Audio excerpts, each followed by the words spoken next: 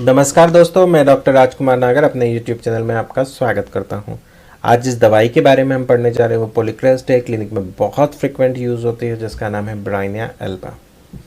तो आगे हम देखेंगे कि ब्राइनिया एल्बा के कैरेक्टरिस्टिक सिम्टम्स क्या है, क्लिनिक में किस तरीके से इम्प्लीमेंट किया जाता है, क्या डिफ्रेंशिएटिंग पॉइंट है, सब हम आज देखेंगे। तो चलिए शुरू करते हैं ब्राइनिया एल्बा। तो जो ब्राइनिया एल्बा का कॉमन नेम है वो वाइट ब्राइनी है, वाइल्ड होप जिसे हम कहते हैं। फैमिली कुकुरबिटेसी वेजिटेबल किंगडम से बिलोंग करती है। और जो मदर टिंचर के लिए पार्ट यूज होता है वो root procured before flowering and thermal relation जो है वो है हॉट। अगर हम इसके कॉन्स्टिट्यूशन की बात करें तो रूमेटिक एंड गाउटी डायथिसिस है, best suited to person of a rheumatic और gouty diathesis, prone to so called a bilious attack. और जो दूसरे अगले कॉन्स्टिट्यूशन में सिम्टम्स है वो irritable, inclined to be vehement and angry, बहुत ज़्यादा चिड़चिड़ा और गुस्सेल पेशेंट होता है ब्राइनिया का। और अगर हम बात करें dark black hair complexion, firm muscular fibre and dry nervous slender person होता है। अगर हम मेंटल जनरल की बात करें, क्योंकि वहाँ पे हमने देखा है कि पेशेंट इरिटेबल एंड एंग्री होता है, बहुत जल्दी गुस्सा हो जाता है, तो उसी की वजह से एलिमेंट्स भी डेवलप होते हैं। Ailments from chagrin, mortification, anger, violence with chilliness and coldness. ये बहुत स्पेसिफिक है कि गुस्सा आने के बाद पेशेंट को चिल या ठंड लगने लगती है, but with head hot and red face. Deliriums की बात करें तो talk constantly about his business, desire to go out of bed and go home. अगर कोई पेशेंट अस्पताल में किसी बीमारी की वजह से एडमिट है या घर पे ही है तो वो जाना चाहता है, निकलना चाहता है कि मेरे काम का क्या होगा, अगर मैं ऐसा लेटा रहा तो मेरा काम सफ़र करेगा। ये अलग अलग कैटेगरी या पेशेंट है। तो अगर स्टूडेंट है तो उसे अपनी पढ़ाई को लेके हो सकता है, अगर हाउस वाइफ है तो अपने घर के काम को लेके हो सकता है, अगर बिजनेसमैन है तो अपने बिजनेस को लेके इस तरह के डिलीरियम पेशेंट में हो सकते हैं, और जो कि सेमिसिव फुगा एंड हाइपोसाइमस में बात कर मिलते हैं हमें। अगर हम आगे बात करें, desire things immediately which can not be had और which when offered are refused. बहुत सारी चीज़ें जो उसके पास नहीं होती वो पाने की इच्छा रखता है, बट अगर उसे ऑफर की जाए तो वो रिफ्यूज कर देता है। Children dislike to be carried और to be raised. Patient carried या रेज्ड नहीं करना चाहता। चिल्ड्रन स्पेसिफिक डिसलाइक मतलब कोई उसे हाथ लगाए, छुए, उसे कोई प्यार करे, कोई उसे उठाए, कोई उसे खिलाए, उसे अच्छा नहीं लगता है। ऐसा ही एक और पेशेंट है एंटिम टार्ट का, जो patient clings to those around him, wants to be carried. यहाँ पे वांट्स टू बी कैरिड है, cries and whines of any touches. अगर कोई उसे छूता है तो वो बहुत ज़्यादा चिल्लाता रोता है। And will not let you feel the pulse. Even आपको क्लिनिक में वो पल्स भी फील नहीं करने देता है Antim tart.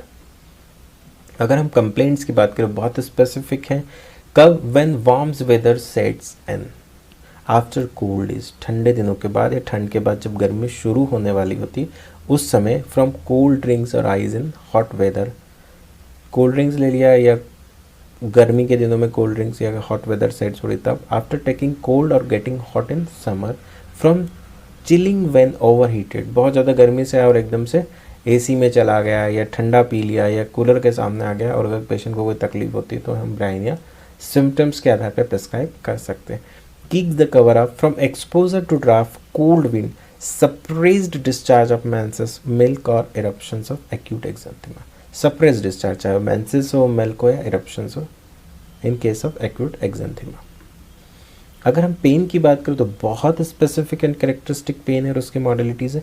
Stitching and tearing pain, जो कि worse at night, aggravation by motion, inspirations and coughing. और रिलीफ कैसे होता है? By absolute rest and lying on painful side. ये बहुत ध्यान रखना, जो कि पटेला पल्सेटिला में मिलता है। बट अगर हम स्टिचिंग पेन की और अपोजिट मॉडलिटीज़ की बात करें तो वो कैलिकार्ब है।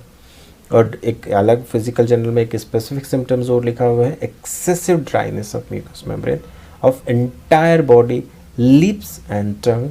और लिप्स कैसे होते हैं? Dry parched crack, stool dry as a burnt, cough dry hard and racking with scanty expectoration.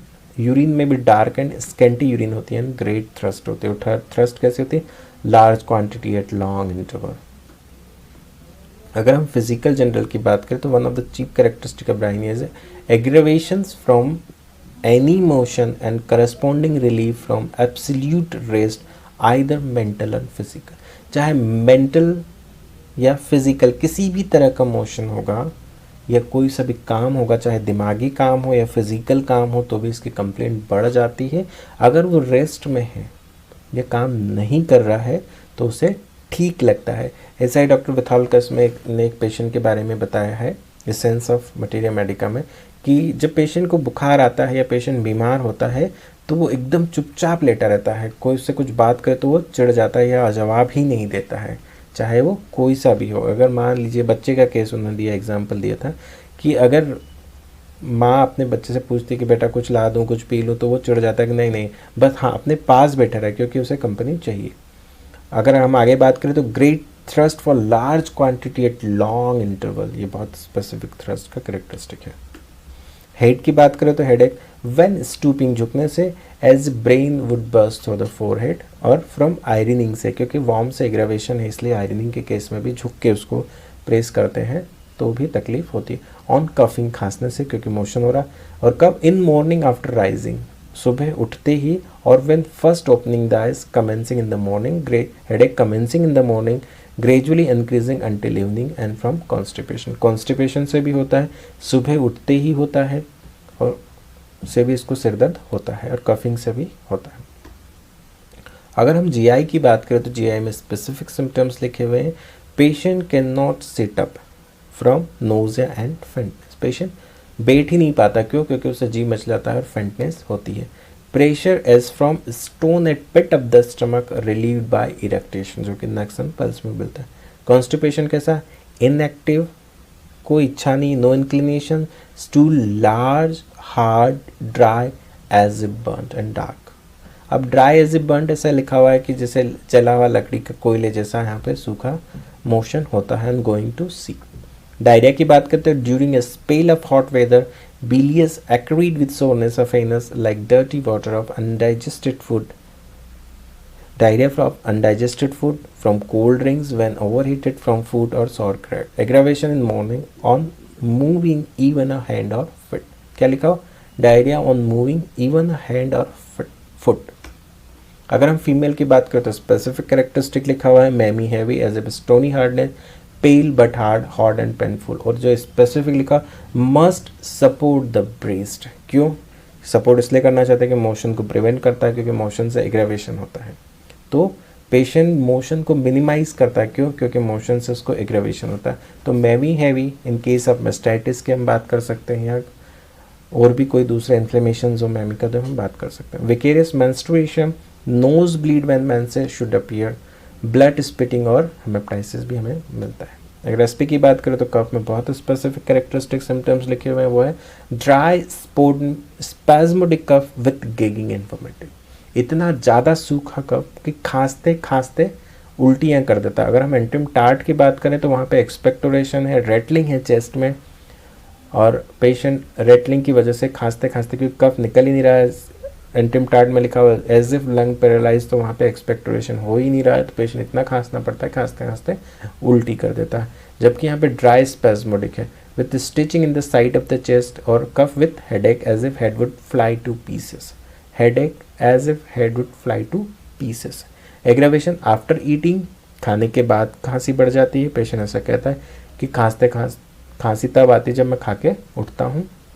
कुछ पीने से, entering in the warm room and deep inspiration. अब डीप इंस्पिरेशन वाली मॉडलिटी को हम कैसे समझेंगे, इंस्पायरेशन वाली को, कि जब हम क्लिनिक में पेशेंट को ऑस्कल्टेट कर रहे हैं, पेशेंट को गहरी सांस लेने के लिए कहते हैं और पेशेंट गहरी सांस लेता है, उससे खांसी चालू हो जाती है। एक्सट्रीमिटीज़ की बात करें तो constant motion of left arm and leg, तो left leg and left arm leg की यहाँ पे कॉन्स्टेंट मोशन है।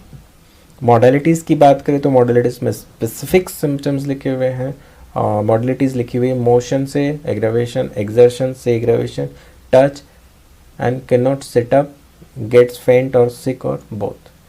बैठ ही नहीं पाता, क्यों? क्योंकि बैठने से भी उसको फेंट और सिक हो जाता है। Warm food, suppressed of any kind, separation, any kind of separation, aggravation or amelioration, lying especially on the painful side, pressure, rest and cold से and eating cold things से भी aggravation होता है।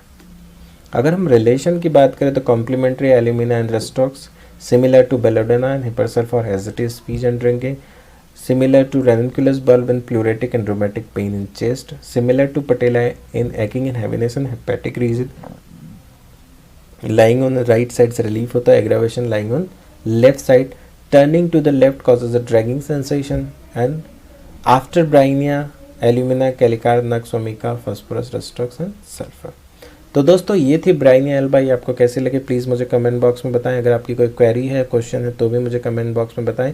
And keep watching my channel and please like, share and subscribe my channel. Thank you very much.